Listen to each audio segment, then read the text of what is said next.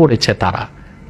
যখন বাংলাদেশ হেরে গেল ভারতের স্টেডিয়ামে, বাংলাদেশ ক্রিকেটের প্রতীক টাইগার, এই টাইগারের পুতুলটাকে তারা ছিঁড়ে ফেললো, বাংলাদেশিদেরকে নিয়ে ট্রল করলো।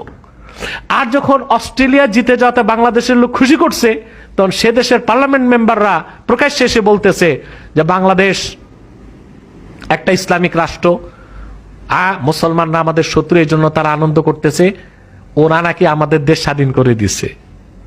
ওরা এই মালাউনগুলো জানে না, মালাউনগুলো তো শুধু শাকসবজি খায়, ঘাস খায়, মাথায় তো ঘিলু নাই। ওরা ওই 71 সালে যেই বুলি এই দেশের মানুষকে শিখাইছে, এই দেশের মানুষ এখন ইতিহাস চর্চা করে। 1971 সালে ভারত আমাদেরকে স্বাধীন করে দেয় নাই, এটা আমার আলাদা থিসিস আছে, সেটা পরে কখনো বলবো।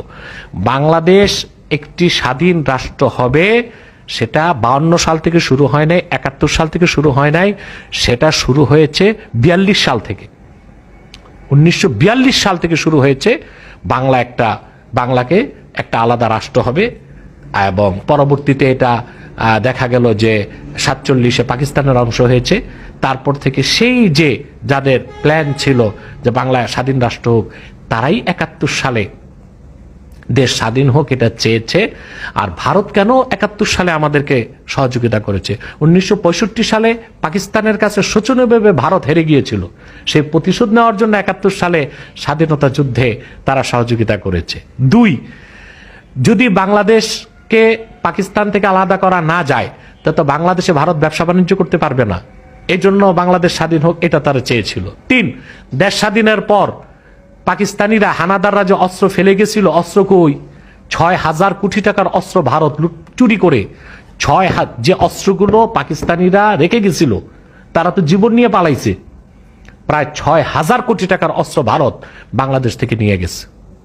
তারপর কি করেছে? তারপরে বঙ্গবন্ধু যখন বাংলাদেশে আসলেন, তিনি লন্ডন হয়ে দিল্লিতে এসেই ইন্দিরা গান্ধীকে বলেছিলেন যে আপনার সৈন্যরা কখন বাংলাদেশ ছাড়বে। তখন বুঝতে পেরেছিল ভারত যে আসলে আমরা যে উদ্দেশ্যে বাংলাদেশ স্বাধীন করেছি, শেখ মুজিব বেঁচে থাকলে তা কোনোদিনও স্বার্থ হাসিল হবে না। এই জন্য এই ভারতের উগ্রবাদী হিন্দুরা জাসদকে তৈরি করছে, যে জাসদ 72 থেকে 75 পর্যন্ত 3টি বছর তখন আওয়ামী লীগের বিরোধিতা করছে, শেখ মুজিবুর রহমানের বিরোধিতা করছে, এবং 75 সালে বঙ্গবন্ধুকে হত্যার পরে এই জাসদের নেতাগুলো, এই বদমাশগুলো তো নাচানাচিও করছে। এখন তারা হয়ে গেছে স্বাধীনতার সপক্ষের শক্তি, আর আলেম ওলামা পীর মাশায়েখদের বিরোধিতা করে তাদের কাজ হয়ে গেছে।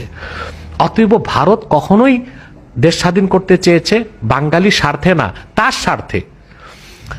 তারপরের বড় কথা হচ্ছে, তারা বলে যে তারা রপ্তানি না করলে আমাদের দেশে আমরা কেমনে পেঁয়াজ পাবো, ডাল পাবো, আলু পাবো। আরে ভারত থেকে যদি আমরা রপ্তানি না করি, ওরাই তো না খেয়ে মরবে। বরং আমরা রপ্তানি করতে পারি, আমদানি করতে পারি নেপাল থেকে, ভুটান থেকে, চায়না থেকে, শ্রীলঙ্কা থেকে। আমরা আমদানি করার জন্য বহুত দেশ আছে, কিন্তু আমরা যদি ওদের মালামাল আমদানি না করি, ডাল, পেঁয়াজ, তেল, ওরা তো না খেয়ে মরবে। আমরা আমদানি করি বলেই তো ওরা ব্যবসা করে টিকে আছে।